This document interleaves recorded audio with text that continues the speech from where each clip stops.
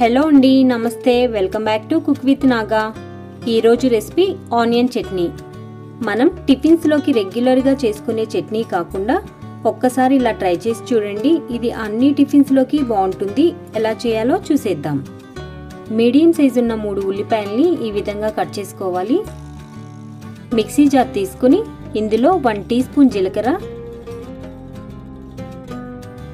రుచికి సరిపడా ఉప్పు, 1 టేబుల్ స్పూన్ కారం, కొద్దిగా చింతపండు,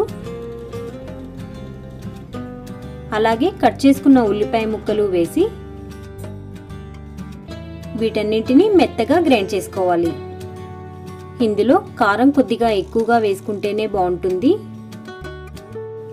చూడండి, ఈ విధంగా గ్రైండ్ చేసుకోవాలి.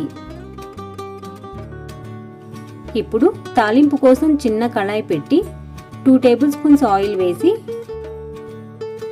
ఇందులో 1/2 టీ స్పూన్ పచ్చెనగపప్పు, 1/2 టీ స్పూన్ మినప్పప్పు వేసి కొద్దిగా వేగనివ్వాలి.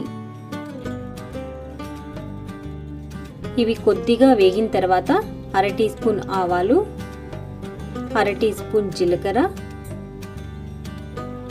ఒక ఎండుమిరపకాయని తుంచుకొని వేసుకోవాలి. కొద్దిగా ఇంగువ, ఒక రెమ్మ కరివేపాకు వేసి వీటన్నింటినీ కొద్దిగా వేగనివ్వాలి.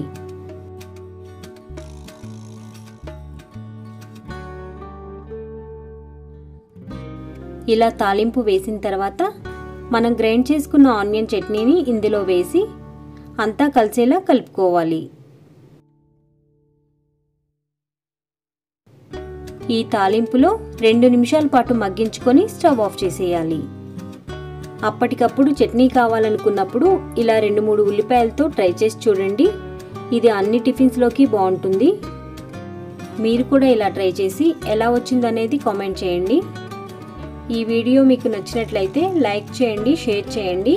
మన ఛానల్ని మొదటిసారిగా చూస్తున్న వాళ్ళైతే సబ్స్క్రైబ్ చేసుకుని పక్కనే ఉన్న బెల్ ఐకాన్ని క్లిక్ చేసి ఆల్ అనే ఆప్షన్ని సెలెక్ట్ చేయండి.